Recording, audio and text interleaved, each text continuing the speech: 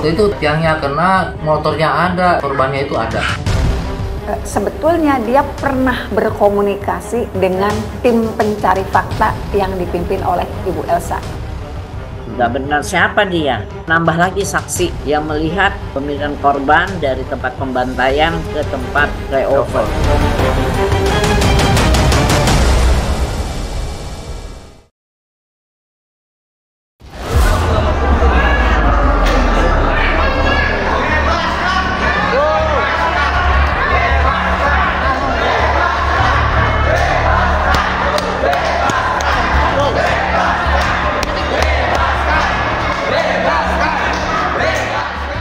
Pekikan suara "bebaskan" seketika terdengar ketika para terpidana rehat di Pengadilan Negeri Cirebon, Jawa Barat.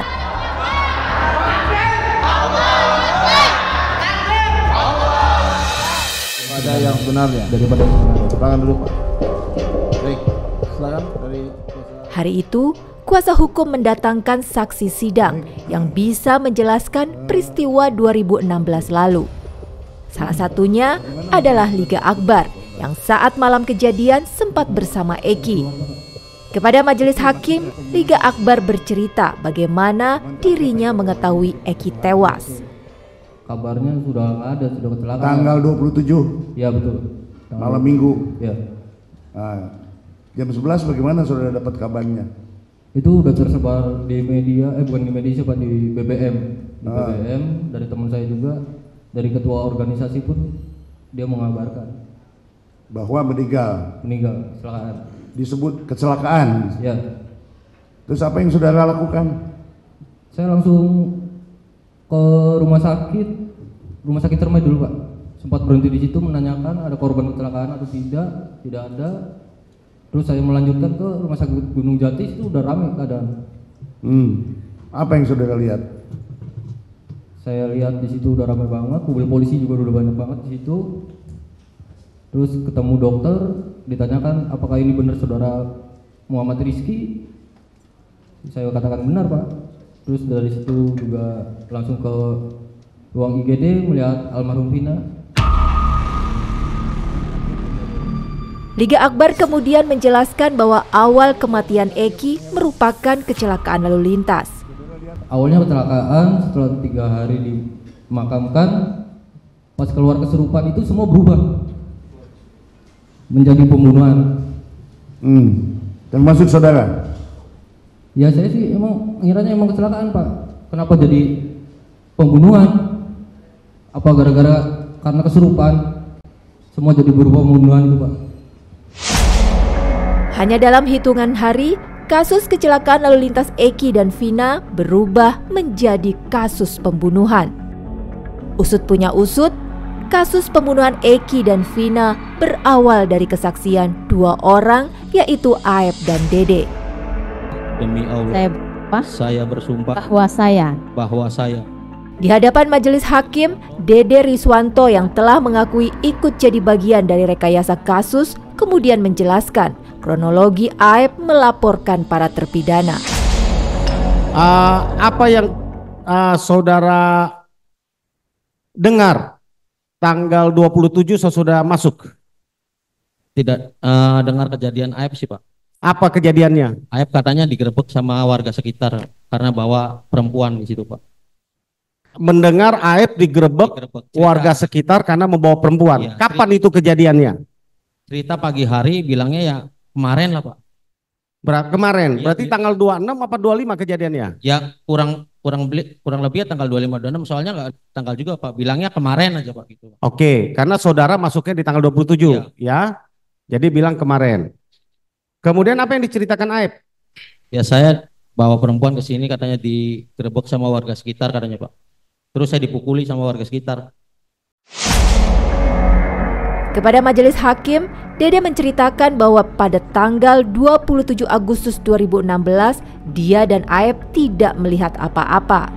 Saudara melihat ada gelombolan atau ada orang yang nongkrong di depan SMP 11? Tidak ada sama sekali Pak. Dede bahkan mengaku tidak pernah menandatangani sumpah saat proses BAP dan meyakini tanda tangan di sumpah bukanlah tanda tangan miliknya. Di penyidik di kepolisian Polresta Cirebon, Dede pernah disumpah seperti di Quran ditaruh di atas kepala? Tidak pernah sama sekali, Pak. Tidak pernah sama sekali. Itu pun BAP cuma sebentar, Pak. Kurang lebih 1 jam. Ini kamu disumpah loh, sekarang sumpah beneran loh. Kalau kamu berbohong, kamu ini resiko dihukum loh. Tidak masalah, Pak. Detik ini, hari ini juga kalau bisa 7 terpidana bebas, saya gantikan, Pak. Dihukum mati pun saya siap.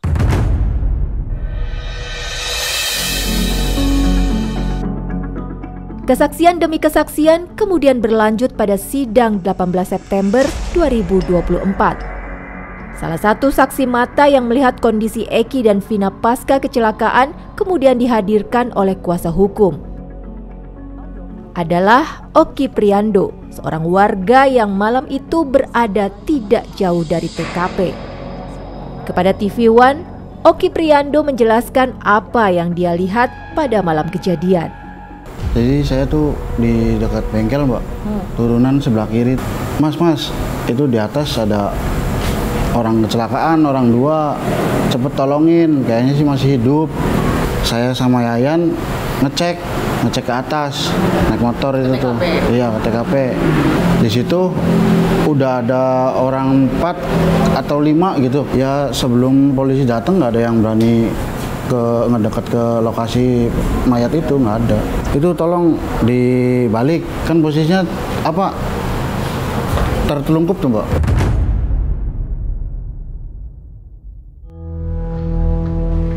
Di tengah upaya hukum luar biasa atau PK yang menghadirkan saksi fakta para terpidana kasus Vina, secara mengejutkan saksi fakta baru kembali muncul. Dalam kesaksiannya, saksi fakta baru itu mengaku memiliki foto peristiwa Vina dan Eki. Lantas, seperti apa buktinya? Assalamualaikum. Selain saksi fakta yang kini tengah membeberkan kesaksian di sidang PK, satu persatu fakta baru kembali bermunculan. Kali ini, saksi fakta baru muncul dan mengaku sebagai saksi fakta peristiwa.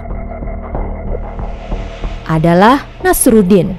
Pria Parubaya asal Ciputa, Tangerang Selatan, Banten ini mengaku bahwa ia menyaksikan peristiwa tewasnya Vina dan Eki pada 27 Agustus 2016 lalu. Bahkan, Nasruddin mengaku sempat memotret peristiwa itu dengan handphone miliknya. Jadi tanggal 27 Agustus 2016, Bapak ini pulang dari Sumber ke arah Cirebon, Pak. Terus melihat tabrakan di flyover Talun.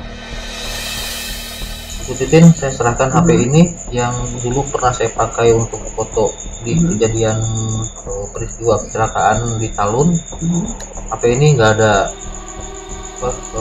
batunya. Nah, seperti ini kondisi HP-nya. Nah, ini ya yang zaman dulu ini masih besi ya. Ini kameranya, kartu memori nggak ada di sini, jadi nggak ada kartu memori.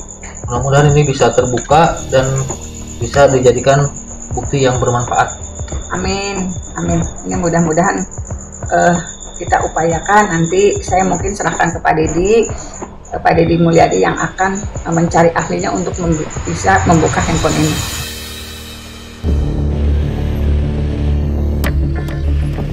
Untuk membuktikan kesaksian Nasruddin, tim kuasa hukum lalu menelusurinya. Di rumah Nasruddin di Cianjur, Jawa Barat, adalah upaya kedua tim kuasa hukum mencari bukti usai tidak ditemukannya foto dalam ekstraksi handphone pertama yang diserahkan Nasruddin. Foto-foto di 2016 sempat dipindahkan ke handphone yang ada di sini. Kita coba ya. Dan tadi ada sebelah meja datang, saya ini belum masuk ya. Belum masuk dari datang kemarin. Katanya satu persatu ruangan dibongkar Nasruddin untuk menemukan handphone yang dicari.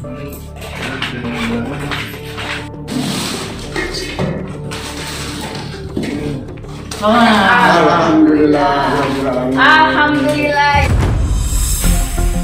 Usai membongkar hampir seluruh isi rumah, Nasruddin akhirnya menemukan handphone yang gadang-gadang menyimpan bukti itu. Terharu ya Pak ya? Jadi gini sebetulnya. Lantas apa yang sebenarnya telah difoto oleh Nasruddin dan yakinkah foto itu masih ada? Yang saya foto itu 3 orang itu berikut, ada tiangnya juga kena ya ke foto. Yang saya ingat sekali tiangnya kena, terus motornya ada, ininya juga ada, korbannya itu ada di situ di foto itu. Itu korbannya itu laki-laki dan perempuan atau laki-laki dan perempuan? Laki-laki dan perempuan. Tapi yang saya perhatikan itu yang laki-laki, karena yang laki-laki itu udah nggak ada pergerakan. Jadi ya mohon maaf ya, sepertinya meninggal di tempat seperti itu. Kemudian sebenarnya si perempuannya sendiri? Perempuannya masih ada, masih bersuara itu. Dia yang saya ingat itu ngomongnya aduh Allah, ya Allah, aduh gitu kan, seperti itu, bahasa-bahasa yang itulah. Itu yang terpental atau dia nyatu itu bersatu gitu terpental, terpisah gitu. Terpisah itu terpisah, cuma jaraknya nggak begitu jauh ya, nggak jauh lah gitu. Artinya Akang masih yakin ya bahwa ada foto-foto itu semua di handphone Akang ya? Ya mudah-mudahan masih ada. Kalau yakinnya yakin kan gitu. Kalau yakin karena saya memang saya yang lihat, saya yang foto, saya yakin gitu. Saya yakin sekali. Dan siap diserahkan ya kan? Permasalahan ada atau enggaknya itu kan kembali lagi gitu. Jadi gini, saya sih meyakini apa yang disampaikan Pak Nasruddin itu tidak pernah ada kebohongan, karena sebetulnya kan berkesesuaian dengan saksi-saksi lain. Nah, Pak Nasruddin menyerahkan handphone yang awal digunakan untuk memotret ke saya, tetapi setelah diekstraksi, saya ditugaskan oleh tim Pradi ke Jakarta. Ternyata memang itu kondisinya tidak ada, hanya 3 foto yang awal tahunnya lebih muda. Tetapi kan menurut penaturan Pak Nasruddin sempat memindahkan, karena itu kan memorinya kecil sekali, memindahkan ke sini. Tetapi sesuai dengan janji Pak Nasruddin, dia akan menyerahkan handphonenya apabila memang sudah ditemukan di Cianjur. Hari ini alhamdulillah handphonenya sudah ditemukan. Tetapi apakah nanti bisa diekstraksi lagi kemudian masih tergambar di situ, kan prosesnya juga kan tetap kita serahkan kepada ahlinya. Mudah-mudahan bisa dibuka dan mudah-mudahan tidak rusak, karena yang dulu itu memang sama sekali tidak bisa digunakan, misalnya tidak ada fotonya. Lantas, siapa sebenarnya Nasruddin dan bagaimana kesaksiannya di malam kejadian Vina dan Eki? Kalau Pak Nasruddin kan pekerjaannya itu tambal bola, kalau bola basket, bola sepak bola gitu, bola sepak gitu, ke sekolah-sekolah. Jadi dia mengatakan di tahun itu dia datang ke sekolah-sekolah dan itu berjalan kaki. Jadi pada tanggal 20 Agustus dia berangkat dari arah Cirebon ke arah Sumber, berkeliling di sekitar sekolah Sumber, apalagi kalau lapangan basket kan sore. Nah pulangnya dia kemalaman, karena kemalaman kan tidak ada angkutan umum. Nah pada saat naik ke flyover Talun itulah dia melihat peristiwa itu. Kesaksian Nasruddin menurut Titin pernah diungkapkan ke tim pencari fakta yang dibentuk Elsa Syarif. Kenapa larinya ke Bu Elsa? Saya tanya gitu kan. Karena dianggap Pak Nasruddin, tim pencari fakta itu betul-betul untuk mengungkapkan kebenaran.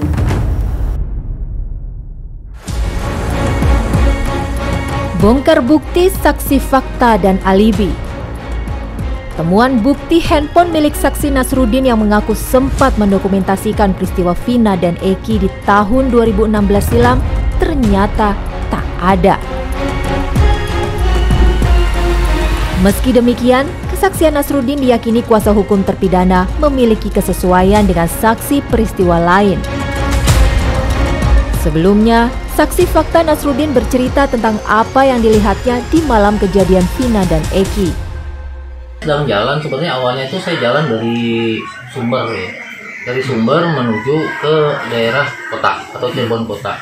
Pada saat di jembatan Talun itu saya baru tahu namanya Talun. Saya cuma tahunya jembatan aja. Kemudian setelah itu saya naik jembatan, setelah lewat besi yang buat menghalang supaya orang nggak terbang atau nggak jatuh ke situ, nggak terjun ke bawah. Sampai besi itu saya lihat orang, ada seorang yang duduk. Saya khawatirnya saya takut itu begal. Akhirnya saya coba mundur sedikit, jaga jarak, takutnya mereka orang itu bereaksi dan mengejar saya masih ada jarak ya untuk lari. Seperti itu awalnya, tapi nggak ada reaksi. Akhirnya saya diam, berdiri sambil merokok. Saya nyalain rokok. Nah, sambil perhatiin orang itu, dari sebelah sana itu udah ada motor. Ada motor berjalan dari arah kota ke arah Sumber, itu berjalan itu bolak-belok atau kalau zigzag ya, zigzag. Berapa orang itu? Itu 2 orang.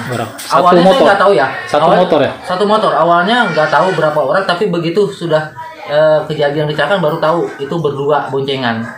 Karena waktu itu, mohon maaf, jujur aja saya bilang, yang saya lihat itu adalah lampu motornya. Setelah kejadian jatuh, tapi sebelum kejadian itu ada motor lagi dari belakang nih, dari arah Sumber menuju ke kota, kan gitu. Nah ini jatuh, ini datang. Nah, saya kira itu setelah jatuh itu nabrak motor itu. Dikiranya seperti itu. Habis jatuh nabrak motor. Ternyata enggak, ini malah jalan lagi. Dia sempat berhenti sebentar. Terus dia jalan lagi. Ya, itu Pak Purnomo sama Pak Ismail. Ya saya kurang tahu ya, kurang tahu kalau itu. Nah kemudian datang lagi satu motor lagi, ke pinggir lah, dekat sama orang yang dekat saya bilang begal itu. Nah, dia nyebrang bertiga, saya mulai berani tuh mendekat, lebih dekat lagi. Pada saat mereka menyeberang bertiga, itu baru saya foto. Meski demikian, kesaksian Nasruddin diyakini kuasa hukum terpidana memiliki kesesuaian dengan saksi peristiwa lainnya. Setelah jatuh itu, terus ada di belakangnya ada motor. Kalau yang itu tadi kan lawan arah. Terus yang sebelah sana ada satu motor, berhenti. Saya ngelihat begini, cuma saya nggak berani nolong. Karena apa? Nggak ada saksi ya Bu. Terus biasa saya ngeliat ya itu sekitar 2 menit lah, terus saya jalan. Semua berkesesuaian gitu. Dan ketika kita lihat ini, oh iya benar ini orangnya. Tapi dia nggak ingat ke mukanya Pak Adi. Kejanggalan kasus pembunuhan Vina dan Eki, bahwa Vina dan Eki tewas karena kecelakaan, kemudian dibantah oleh kuasa hukum Rudiana, Elsa Syarif. Nggak benar, siapa dia? Karena kan menetapkan Eki dan Vina itu jelas dari keterangan Suroto, keterangan Suja, keterangan Supardi, Afriyudin dan segalanya, terus saksi dari dokter kan Pak Dokter Ida dan Dokter Rahma dan dokter forensik Dokter Andri Nur Rahmat itu sudah membuktikan bahwa dia bukan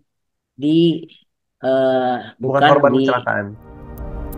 Elsa menjelaskan bahwa kedua korban berada di flyover setelah diletakkan oleh para terpidana.